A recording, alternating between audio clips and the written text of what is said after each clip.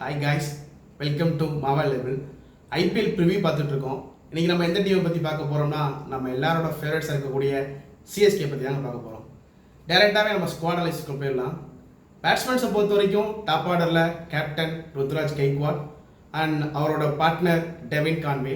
1% could be Rachin Ravindra. Middle ஆர்டரில் ராகுல் திரிபாதி வந்துட போகிறாரு.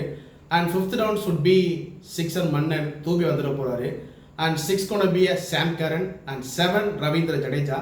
8th down position தாங்க வராரு நம்ம தலை Dhoni. And 9th should be a Ashwin. பவுலர்ஸை பொறுத்த வரைக்கும் 2 பேர் தான் இருக்க ஸ்குவாடில் சான்சஸ் இருக்குது. ஒன்று Matheesha Pathirana and another should be a Khaleel Ahmed. Impact பொசிஷனில் பார்த்த வரைக்கும் சென்னை கண்டிஷனுக்கு ஃபாரின் பிளேயரில் Rachin Ravindra or Devon Conway or Sam Curran. இந்த 3 பேரில் 2 பேர் ஸ்குவாடில் இருந்துட்டு இம்பேக்ட் பிளேயரில் சென்னை கண்டிஷன்ஸுக்கு 100 அகமட் யூஸ் பண்ணலாம். ஆஃப்டர் அவே கண்டிஷனுக்கு மேபி முகேஷ் சௌத்ரி யூஸ் பண்ணலாம். ஓவரால் ஸ்குவாடாக கேட்டிங்கன்னா ஓரளவுக்கு கம்ஃபர்டபுளாக இருக்குது, ஸ்டேபிளாக தான் இருக்குது. ஃபாஸ்ட் பவுலிங்கில் மட்டும் கொஞ்சம் கன்சர்ன் இருக்குது. ஏன்னா மதிசா பதிரானதுக்கு SA20 அண்ட் அப்கமிங் லீக்ஸ் எதுவுமே நல்லபடியாக போகல. இந்த ஐபிஎல்லை பொறுத்த வரைக்கும் அவரோட ஃபார்ம் ரொம்பவே க்ரூஷியலாக இருக்கும். சிஎஸ்கே கப் வின் பண்ணணும்னா அவர் தான் எக்ஸ்பெக்டட் பிளேயராக பர்ஃபார்மன்ஸ் பண்ணி ஆகணும்.